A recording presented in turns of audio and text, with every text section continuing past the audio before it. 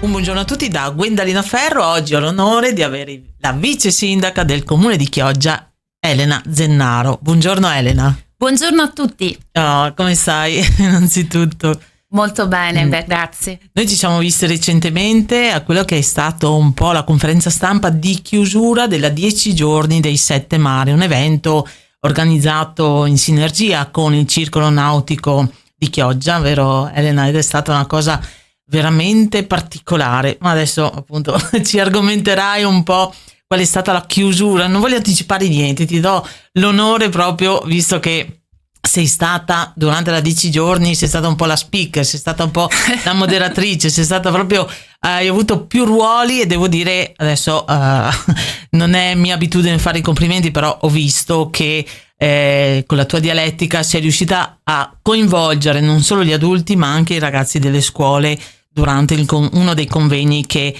era all'interno del programma dei 7 mari. Ma andiamo appunto con Elena. I 7 mari è iniziato con l'approdo, vero, in banchina della nave Chioggia. Ecco. È stata una rassegna veramente molto coinvolgente, molto importante e che ci ha lasciato veramente molto.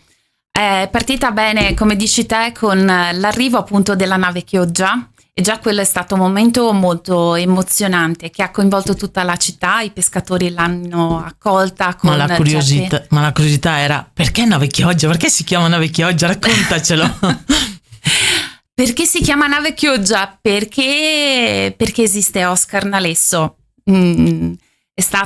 È veramente l'artefice del tutto, è una persona veramente molto importante per la città che io stimo molto. E anche lungimirante, aggiungerei, no? Sì, questa è la sua caratteristica veramente predominante, veramente molto lungimirante, perché lui cosa ha fatto?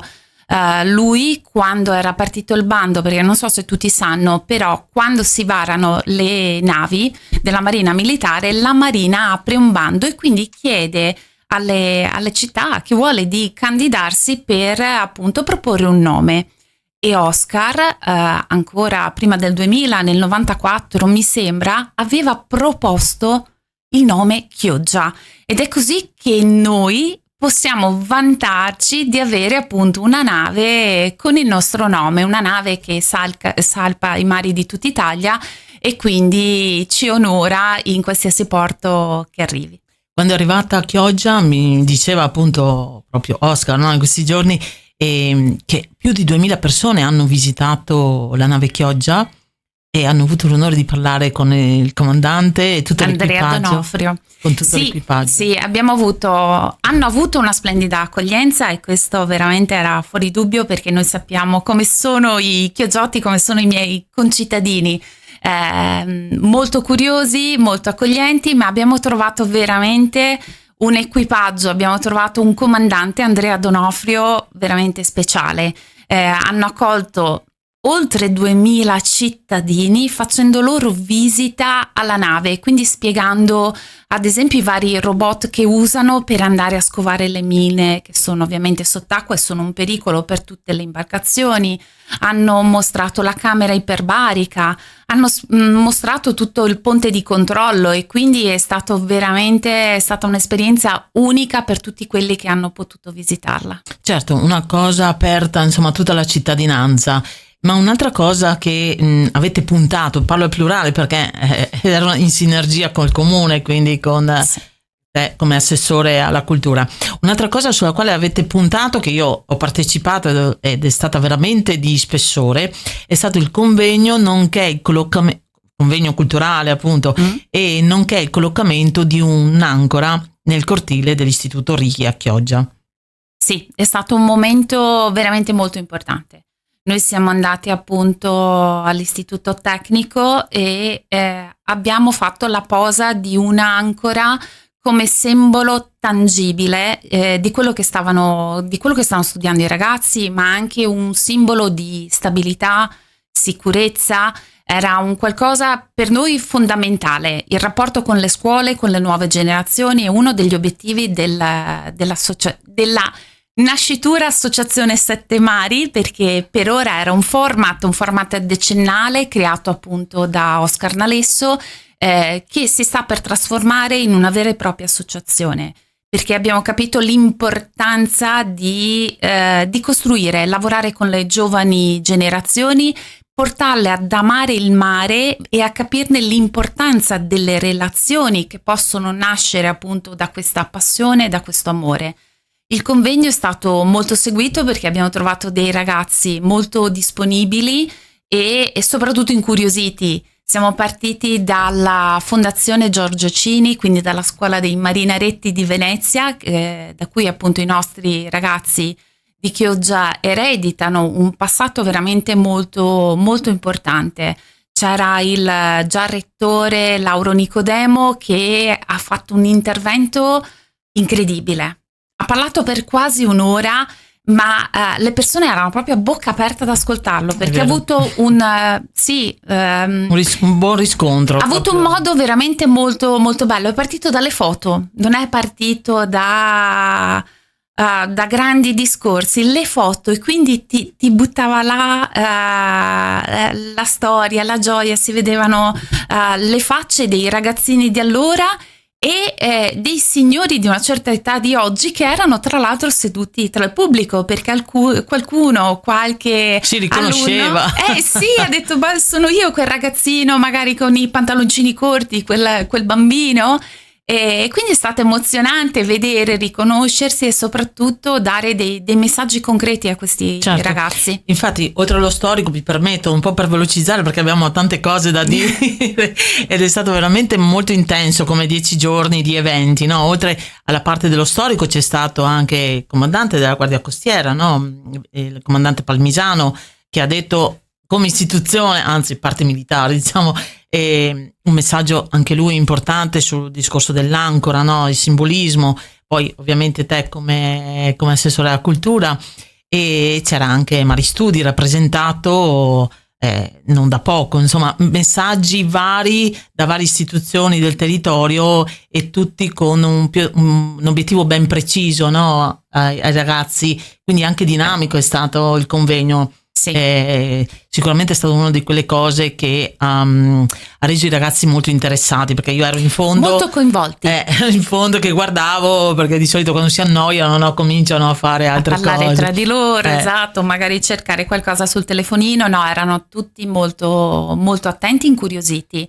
Mi piace che hai ricordato la presenza del nostro comandante della Capitaneria di Porto, Alessio Palmisano, perché è stata un'altra persona veramente molto molto presente in questi 10 giorni, quindi ha dimostrato un coinvolgimento, una partecipazione di tutte le autorità e di tutto il territorio. Certo, e anche il Don, perché Don Michele è stato stupendo, con i ragazzi è stato stupendo.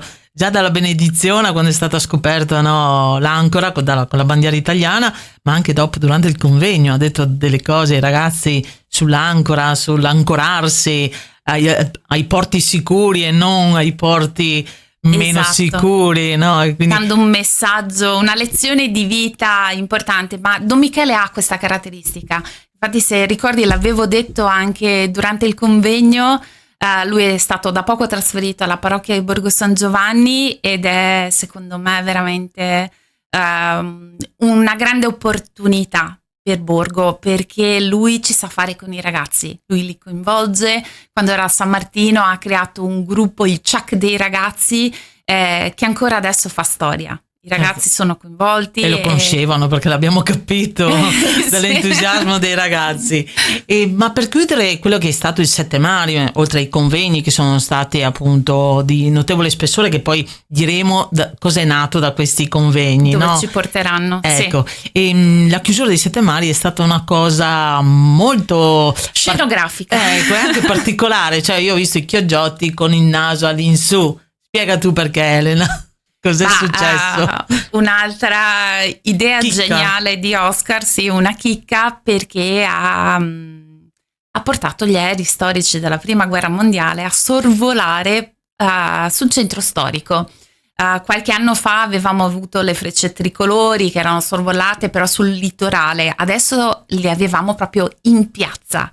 hanno volato molto, molto bassi, erano ben visibili, hanno anche loro creato questa scia tricolore e tutti erano con il naso all'insù a guardare le rotte che disegnavano nel cielo in questa unione appunto non solo tra l'acqua, era incentrata la nostra rassegna I Sette Mari diciamo sull'acqua con la Marina Militare, ma le rotte delle navi sono le stesse, sono le rotte anche degli aerei, quindi abbiamo voluto concludere con il cielo, con questi aerei, e quindi è stato molto molto emozionante e ci ha dato il modo anche di parlare appunto dell'aeronautica e di personaggi come ad esempio D'Annunzio e Leonora Duse, perché dopo da una cosa si va all'altra. Pillole di cultura ci stanno. Sì. Tra l'altro non è così semplice per spiegarlo ai nostri radioascoltatori 2-3 aerei che facciano la scia del tricolore, perché c'è tutto un sistema di sicurezza, no? Organizzato appunto a Chioggia, vedi Guardia Costiera, però c'era un'altra cosa che a me ha colpito: i pescatori. C'erano i pescherecci che hanno accolto sia nave Chioggia con l'entrata quando è arrivata e sia salutato praticamente dal mare, dalle acque, dalla laguna di Chioggia gli aerei, perché da Vigo, insomma, per chi ci sta ascoltando, potevano ammirare non solo gli aerei ma questi pescherecci che creavano una sorta di fontana. C'erano queste fontane in acqua, questi getti d'acqua che erano veramente scenografici e suggestivi, sì. Un'unione tra terra, aria e cielo, no? Nel senso, in un clima di festa, perché erano tutti veramente molto, molto coinvolti, divertiti, e quindi è stata veramente una domenica mattina di chiusura emozionante. Insomma, una 10ª edizione dei Sette Mari è stata molto particolare, perché ieri appunto raccontavi che cosa è nato, le relazioni che sono nate durante gli eventi, che sono stati spessore. Adesso non andiamo ad elencare tutti i convegni che avete fatto, perché sennò ci vorrebbe fino tantissimi. a domani, no? Dallo spessore e comunque la cosa importante, quello che ne è nato, quello che è maturato. Cosa è maturato, Elena? Cosa è maturato? Un gemellaggio con Lussin Piccolo. In uno dei tanti convegni ci ha onorato della sua presenza il presidente della comunità italiana di Lussin Piccolo, venuto tra l'altro con una importante delegazione, una numerosa delegazione, e abbiamo capito quante cose abbiamo in comune anche solo nel parlare, perché hanno un dialetto molto simile al nostro. E quindi ci siamo trovati a ragionare, a lavorare su questa unione, su questo mare che unisce. Io direi da quasi, costa a costa. direi quasi un ponte che unisce le due coste attraversate, no? Divise solo dal mare. Divise solo dal mare o unite dal ecco. mare? Beh, a noi piace di più dire appunto unite, perché lo navighiamo, abbiamo in mente con Oscar Nalesso un Sette Mari 25 veramente strepitoso. Vogliamo lavorare da costa a costa e addirittura fare una parte di Sette Mari a Chioggia, una parte a Lussin Piccolo. Per farlo dobbiamo lavorarci per tempo, appunto creando un gemellaggio con ovviamente il sostegno anche dell'Unione Europea, che ha dei fondi specifici per dei programmi per incentivare l'unione tra i popoli e anche appunto l'inclusione. Certo, e in questo, come dicevi ieri, saranno coinvolti i ragazzi delle scuole, quindi che sono i cittadini domani. Dai un po' per scontato, ma ieri l'hai proprio giustamente detto. Io ci tengo a dirlo perché appunto è un dato di fatto e so che è una cosa che ci tieni molto. Sì, si vede, penso si veda in ogni attività che faccio, che sia di cultura, di pari opportunità, di agricoltura, qualunque referato, io cerco comunque sempre di coinvolgere i ragazzi, perché sono loro il nostro futuro. È importante che si sentano delle parti fondamentali della nostra società. Certo, e a proposito di pari opportunità, colgo al volo una cosa che mi accennavi prima fuori onda. Ci sono degli appuntamenti importanti per la fine di novembre, soprattutto uno, vero? Mi dicevi? Sì, ce n'è uno a cui tengo veramente molto, perché la domanda è: come ci sei riuscita a portare questo evento a Chioggia? Spiego ai nostri radioascoltatori e spiega anche di cosa si tratta, vai. Ho lavorato costantemente. Ho portato una delle mie prime delibere, proprio la prima, credo, delibera delle pari opportunità del marzo. Tra l'altro ho fatto in modo che cadesse proprio l'8 marzo 2022. Quella è stata quella di fare entrare Chioggia nella rete delle città delle donne. Progetto creato dagli Stati Generali delle Donne, nato durante la capitale europea del 2019, quando era Matera, capitale europea della cultura, e si è creato questo importante progetto che è uno stile che dovrebbero adottare un po' tutti gli amministratori. Da lì direi che di strada ne ho fatta, l'ho fatta creando delle rassegne come Marzo Donna, che ogni anno si arricchiscono sempre di più. L'anno scorso avevamo circa 28 eventi su 31 giorni, quindi uno al giorno. Quest'anno, o meglio il prossimo, il 2025, saranno 31 eventi, lo prometto, 31 su 31. L'hai detto, 31? Sì, ci stiamo già lavorando. Della serie, hai fatto 30 con gli anni scorsi, 31, e hai coniato un bel 31 da mettere all'otto, magari, può essere anche un input per chi ci sta ascoltando, vero Elena? Comunque dicevi 31 eventi. Quindi tantissimi eventi, ed è così che mi sono conquistata la fiducia dell'organizzazione, mi sono conquistata la fiducia della coordinatrice nazionale, che è la dottoressa Isa Maggi, e quindi ho convinto tutti a portare il decennale, quindi la giornata celebrativa dei 10 anni degli Stati Generali delle Donne a Chioggia. Ma Chioggia, al di là che è la prima volta chiaramente che arriva a Chioggia, ma è la prima volta che arriva in Veneto, domanda? Sì, anni. Perché ovviamente è sempre rimasta nelle città un po' più importanti, Milano, Roma. Diciamo che più importanti, con un po' più di abitanti. Sì, più popolate, ecco. Dai, diamoci un po' di spessore. Più importante non era di sicuro per togliere spessore alla mia città, anche perché sai che noi di Chioggia parliamo di Ciosa capitale, per cui figuriamoci se mi sminuisco. Certo. No, era per dire dove magari di solito nelle città dove ci si aspetta un evento di questa portata, in questo senso. L'evento è molto importante e quindi sono veramente orgogliosa di ospitarlo a Chioggia.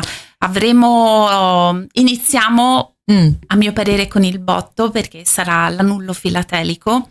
Quindi ce lo spieghi? Sì, c'è questa collaborazione con Poste Italiane.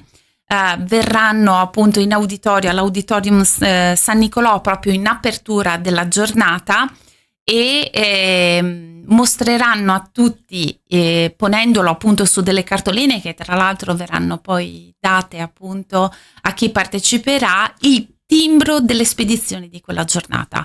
Un timbro dove abbiamo la scritta Chioggia, città delle donne, città del rispetto. Quindi se avete un pacchetto da spedire e riuscite ad aspettare un po' di giorni, andate il giorno 29, la dico così tanto perché è una cosa simpatica oltre che molto particolare, e il giorno 29, quando andrete in posta per spedire il vostro pacchetto, troverete il nome Città di Chioggia sopra e tanto di timbro. Esatto, e con uno slogan importante: città delle donne, città del rispetto, perché andiamo proprio a lavorare, a voler lasciare un segno tangibile di cosa vuol dire città del rispetto per le donne.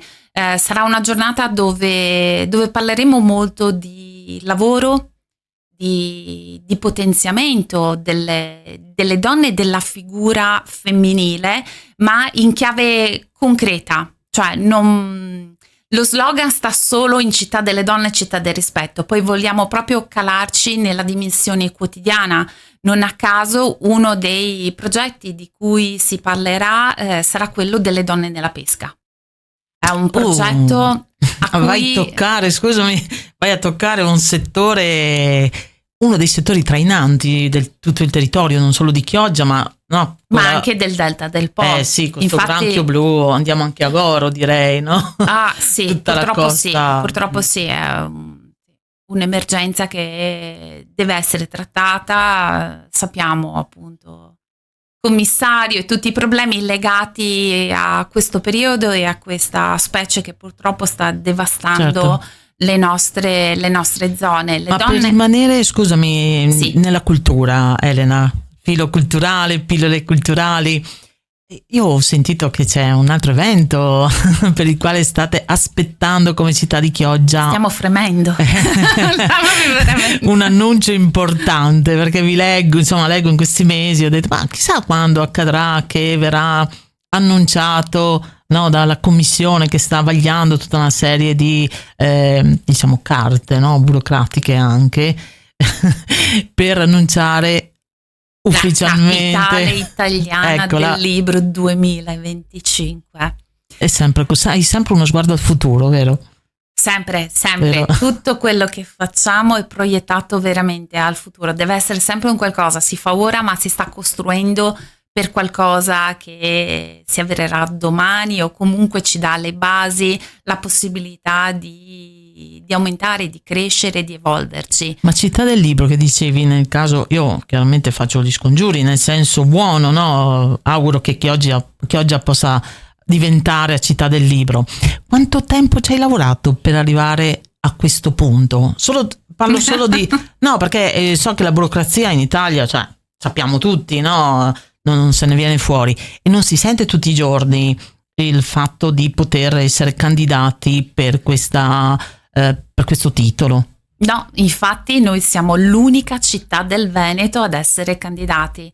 È un progetto che io avevo in mente già proprio dai primi mesi di nomina. Quindi? Noi siamo del 2021, ottobre 2021 siamo stati eletti e nominati e durante una mia trasferta lavorativa ad Ivrea, che era allora capitale italiana del libro, avevo visto quanto la città stava splendendo proprio sul segno del libro, della cultura e quindi appena rientrata a Chioggia ne ho parlato con il mio ufficio, in particolare con la dottoressa Cristina Penzo, che si è subito illuminata, ma che in maniera giusta e prudente mi ha detto la dobbiamo costruire bene.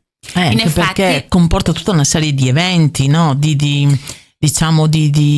cose che sottolineano, no, la presenza del libro e rendere degli eventi che facilitano la fruibilità alla cittadinanza, che non basta, no, per il discorso biblioteca comunale, non basta avere dei luoghi preposti, insomma la cultura inteso dove i cittadini bisogna costruirla, sì, non è un semplice luogo avere esatto, ma è proprio un qualcosa che si costruisce nel tempo.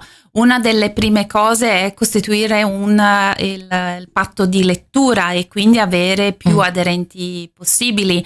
Quando sono arrivata io c'era il patto di lettura, ma gli aderenti erano pochissimi ed erano sostanzialmente le scuole.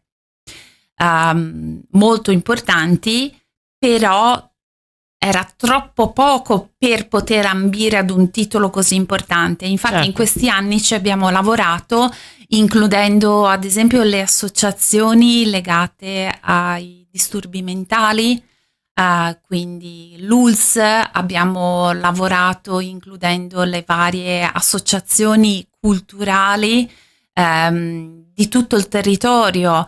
Quindi è stato un qualcosa che ci ha portato ad arrivare a 25-26 sottoscrittori. Realtà associative, insomma. Realtà associative, scuole, librerie, che quindi si sono dati l'impegno a lavorare per costruire un amore per il libro, per la lettura. E questo si fa nel tempo, dimostrando anche le prospettive, i benefici.